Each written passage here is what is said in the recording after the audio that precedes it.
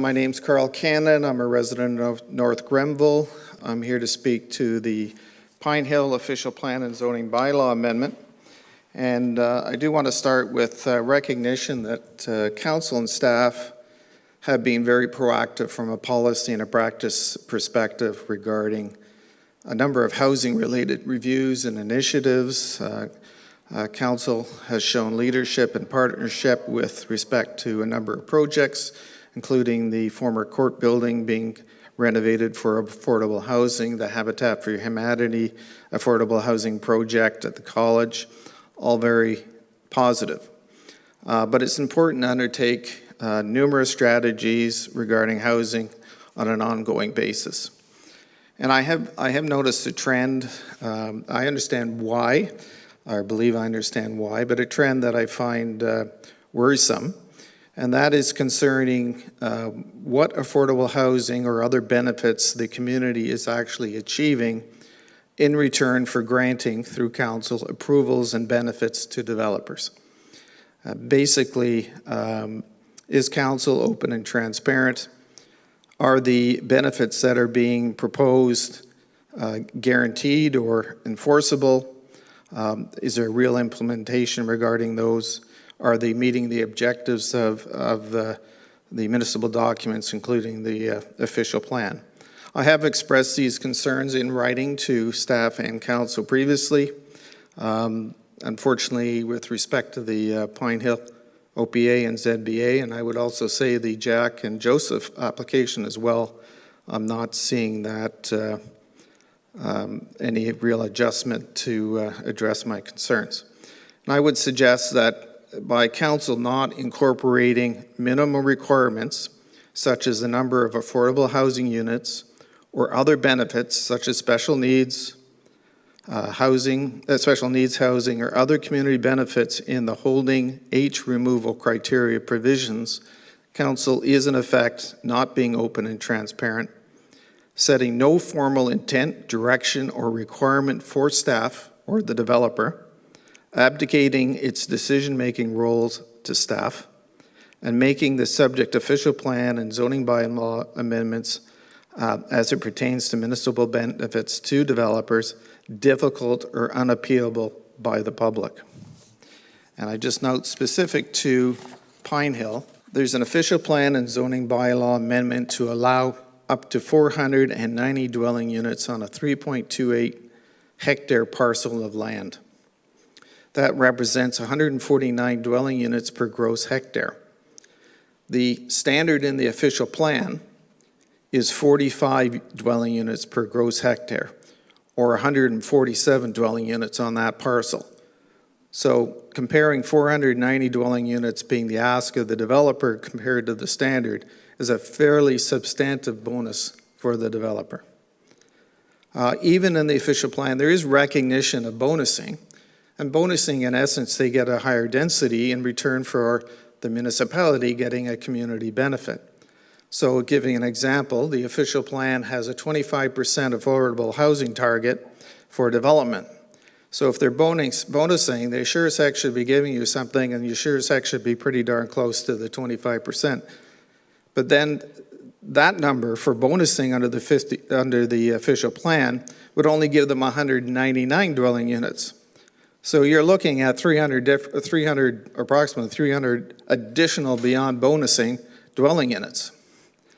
So I think they're getting a substantive benefit, and the question then becomes what is the municipality getting in return for those benefits? And is council approving something or not approving something as far as what they're getting as far as for the community, and is it enforceable?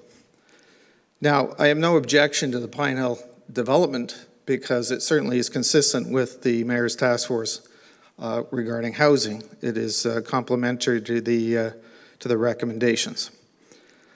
Council must always address each application individually in an open and transparent manner on its own merits, and must weigh the community benefits to potentially be received on behalf of the public, realizing not all community objectives are likely to be partially or fully met in all situations. So again, if you don't have in your bylaws what you're expecting from the developer, such as the number of affordable housing units or a percentage or how many special units, then how do we know you're getting a good deal for us as community members? Now, I do note the planning report with respect to Pine Hill speaks to 10% of affordable housing component, but the holding provisions doesn't guarantee that. It leaves a very generic statement. No numbers. It also speaks to special needs housing, but has no provisions, percentage, or numbers pertaining to those as well. The 10% noted for affordable housing is well below the 25% for a pretty substantive gain of 343 dwelling units beyond their standard requirement of the official plan. I do note that the application would certainly increase the residential dwelling units in the community. So if council approves the zoning bylaw amendment without minimal number or percentage of affordable housing and special need units stated within the bylaw, council again is not being open and transparent, not allowing the public the opportunity to determine if the bonuses to the developer are consistent with the official plan, because there's no number, and in the public interest as an equitable return for to the community. It's also fettering the public's opportunity to exercise their right to appeal to the land tribunal, because they don't know what they're appealing. That is due to insufficient information. And further, the public cannot legally appeal the subsequent holding zone removal bylaw by council. So the public, by the time a bylaw comes to council to remove the holding provision, subject to a site plan agreement that's negotiated and approved by staff, there's no public appeal opportunity. And public cannot appeal council's H provision removal bylaw. So you basically have taken away their right to appeal.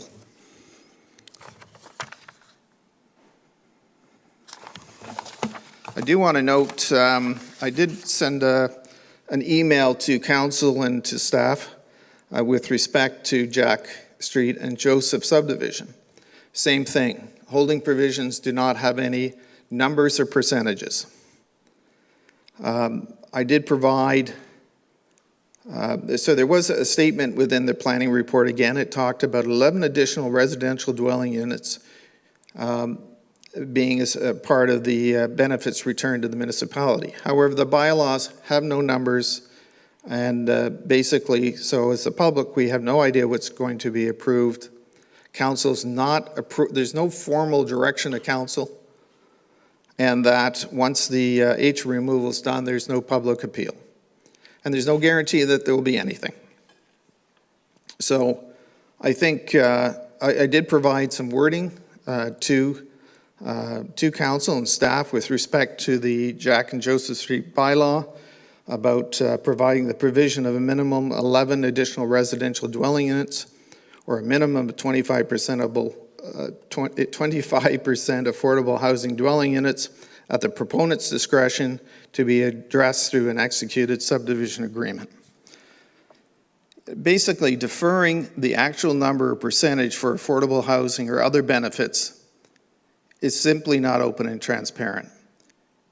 It's deferring the decision to a later date, which is beyond the appeal period. So I guess I just want to conclude with, so we know what you're giving away, but we don't know what the community is getting in return. What's the benefit? That is also, is it legally entrenched, or does the benefit and the trade-off meet the objectives of the official plan? And by the time we as the public know, the public cannot appeal the OPA and zoning bylaw because the time's run out. Also noted previously, staff approves site plan control agreements, not council. So there's been no direction to staff, and council doesn't approve it anyway. Then ultimately, the agreement, site plan agreement, goes to council, and then the council decides whether they choose to remove the H provision or not. But the public has no opportunity to appeal that. So basically, by deferring it, you preclude them from appreciating what you're doing and appealing it. So, thank you, Madam. Thank you, and thank you, Carl, for being here. Obviously, as the former co-chair of our of the Mayor's Affordable Housing Task Force, I think it's clear that it's been complex and tough terrain in certain respects, and your feedback is always valued. I think that, just a quick question while we have you, the holding symbol certainly has been presented as a mechanism through which a council working with staff can exercise some control over various elements of an upcoming development. And I think from what I have experienced, there has been value in that. But I recognize what you're saying in terms of the holding symbol having perhaps a limited amount of weight or being sort of more discretionary, perhaps as a tool, though I'm not sure planners would agree. So perhaps you can elaborate, yes, because we've seen the holding symbol as valuable, as an important mechanism through which we can insist on various aspects of a residential development. So perhaps I'm not quite understanding what you're saying. So what I'm saying is the holding provision is very, very valuable. It is your tool. Right. Combined with a site plan agreement to ensure that the benefit that you are expecting is achieved. It's also done through a subdivision agreement in the appropriate case, which could be Jack and Joseph Street. But the problem is that you as council, under the resolutions and the bylaws before council today, does not identify a percentage or number. So nowhere through this process is council identifying what their expectation is. And then it's not entrenched through the H provision. So it doesn't say that the H provision will be removed subject to an agreement that says 25% affordable housing or whatever the benefit is, or special needs housing or whatever. So in other words, there's no guarantee that it's going to be achieved. And you haven't, as council, made your decision, and it's your decision because you're council, on what your expectation is.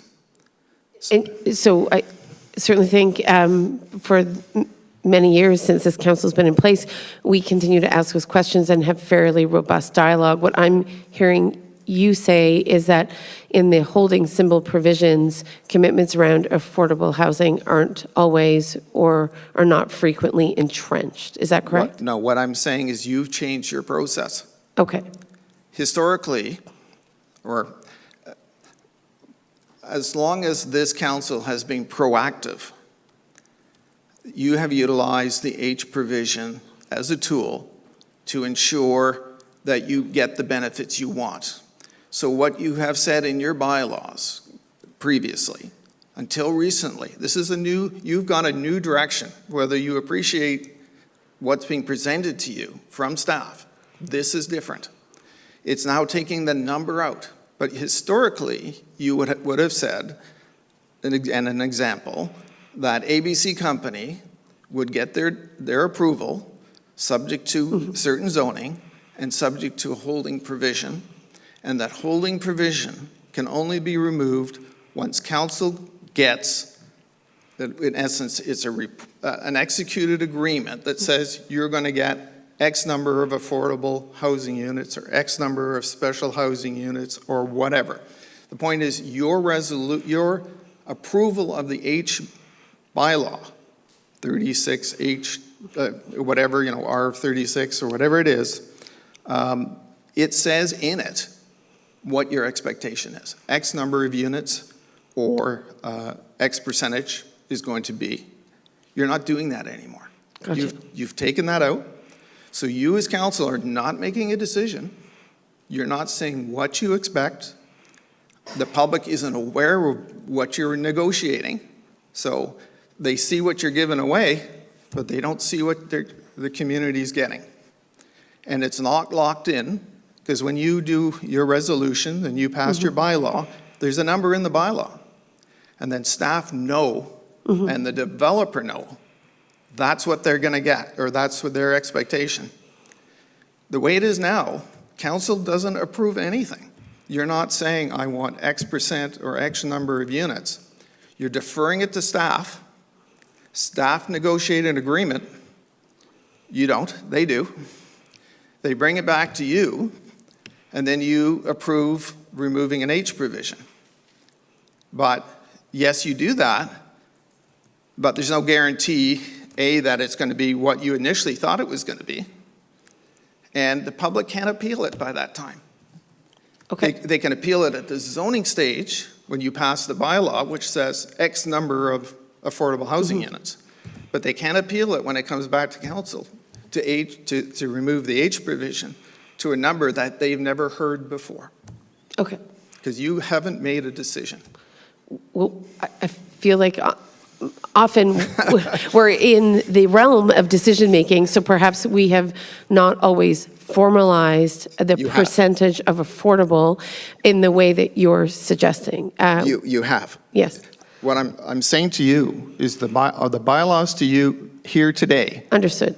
are not the bylaws you approved in the past. Okay. What you've done in the past had a number in it. So you as council have said it's going to be X number of units or whatever the community benefit is, rather than this generic subject to an agreement that'll come back some other day. Understood. Okay. Okay. We appreciate that. Just before we let you go, and maybe council colleagues, maybe you have a reflection or inquiry for Mr. Cannon. I know we're still in the delegation stage, so I'm conscious of time, but I just want to name another tension, and I'm sure you're more aware of it, or you would be well aware of it, and that is the Canada Housing Mortgage Corporation definition of affordable, as you know, sort of competes with, other aspirations or objectives of affordability. So as we are both very well aware, and I so appreciate your time and leadership on the Mayor's Affordable Housing Task Force, while our official plan says 25%, every conversation we have with prospective developments naturally and inevitably invokes the 15%. And at a recent county council meeting, the same discussion is taking place. So the reality is at this stage that by virtue of having two different definitions, and CHMC, Canada Housing Mortgage Corporation, obviously is a very willing partner on certain occasions, offers very favorable financing for developers who can demonstrate a certain commitment to affordability, but at a much lower percentage than we have in our official plan or many other official plans have. So I often find in our experience that CHMC definition becomes the one that is the focal point, right? The threshold that individuals or developers are willing to commit to tends to be on the CHMC side versus what we have in an official plan. We've certainly done our best to partner with the counties, to partner with Habitat, which was one of the recommendations from your task force, and you were instrumental in bringing Habitat to the table. So we have, I think in our minds, perhaps in part, looked at closing that gap between 15 and 25%, not so much necessarily with private for-profit development, but with other partnerships that are, oriented towards the dollars that the counties receives from the province to build rent geared to income, or organizations like Habitat, and on it goes. So this is not news to you, but I just wanted to make it explicit that these two definitions can compete with each other, if you will. The 25% that's in the county official plan, which then is mirrored in the municipal official plan, because North Grenville's official plan has to be compatible and conform to the county official plan. The 25% in the county official plan came from provincial policy. So the province said 25%, the county incorporated 25%, and North Grenville had to say 25% because the county did. But the policy is flexible, and I've said this before, council, and other times, is you do your best, you get the best number you can, and recognize that there are a multitude of benefits out there, and you're not going to get 100% of each one every time. So all I'm saying to council tonight is be upfront in what you're getting so the public appreciates what the trade-off is and then can make a value judgment with respect to the amendment with what you've approved. So just say it up front. Put it in the H provision. As far as CMHC and 15%, well, that's always the driving one because that's associated with money. So obviously the developers say A is a lower number and B, it coincides with the funding that I'm trying to pursue. So my comment to you is do the best you can, realizing there's competing objectives, and that just state what it is in the end and put it in the H bylaw. That's all I'm saying. Indeed, and certainly we appreciate your delegation, and I don't think this is a council that doesn't want to be very explicit and transparent about the affordability commitments we are endeavoring to make on the community's behalf. So if there's been some change to how that's captured in certain mechanisms, then I think we can certainly be vigilant. But at this table, at almost every council meeting, we're having a discussion about the commitment, the tangible commitment. But the bylaws before you don't have one. And I would say to you that if Jack Street is to have 11 additional units, put it in the bylaw. If I'm not recommending this, but if you're saying for Pine Hill is 10% for affordable housing, put it in the bylaw. And if you're saying part of the community benefit are special needs units, put the number in the bylaw. So the developer knows, the public knows, and staff know. Because when they deal with this site plan agreement, they'll say, council told us this is the number. It's not negotiable. That's all. Okay.